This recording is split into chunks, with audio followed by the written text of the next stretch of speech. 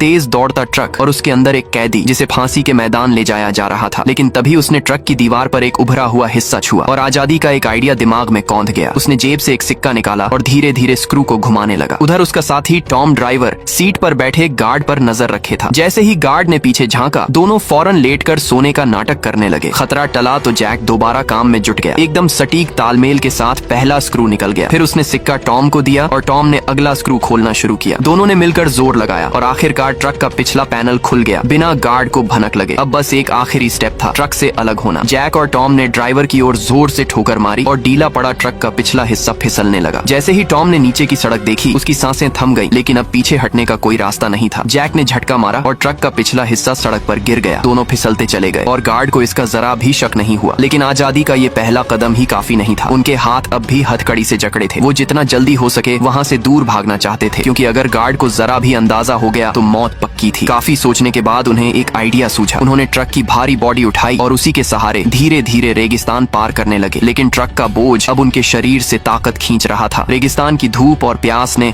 हाल बेहाल कर दिया। तभी अचानक दोनों एक ऊंचाई से लुढ़कने लगे। गिरते गिरते रफ्तार इतनी बढ़ गई कि ट्रक की बॉडी हवा में घूमती हुई पूरी 360 डिग्री पलट खा गई। पर किस्मत अच्छी थी, सीधा जाकर रेत पर गिरी। थोड़ा और आगे बढ़े तो उन्हें रेत में आधा ढंसा एक पुराना टूटा फूटा वर्ल्ड वॉर 2 का जहाज दिखा और उसके पास कुछ पुराने औजार भी पड़े थे। जैक के दिमाग में तुरंत एक आइडिया कौंधा। उसने बचे हुए पार्ट्स और रेगिस्तान की तेज हवाओं का इस्तेमाल करके उस प्लेन को एक सैंड क्रूजर में बदल डाला। अब बस सही दिशा में निकलना था और आजादी कुछ किलोमीटर दूर थी। लेकिन तभी किस्मत ने फिर पलटी मारी। उनके भागने की खबर गार्ड तक पहुंच चुकी थी। अब एक खतरनाक हेलीकॉप्टर उनकी ओर बढ़ रहा था। उनके पास अब बस एक ही रास्ता था, जल्दी से पास में दिख रहे गड्ढे में कूद जाना। जैसे ही वो अंदर पहुंचे, जैक की आंखें फटी की फटी रह गईं। वो कोई साधारण गड्ढा नहीं था, बल्कि वर्ल्ड वॉर के जमाने का एक सीक्रेट वेपन वेयर हाउस था। वहाँ हर तरफ पुराने लेकिन घातक हथियार रखे थे। अब जैक और टॉम के पास वो सब कुछ था जिससे वो एक हेलीकॉप्टर को भी गिरा सकते थे। एक पल भी बर्बाद किए बिना उन्होंने एक भारी तोप बाहर घसीटी और जैसे ही हेलीकॉप्टर नजदीक आया, जैक ने रस्सी खींची और बिना सोचे फायर कर दिया। पार्ट 2 देखने के लिए कमेंट जरूर करें।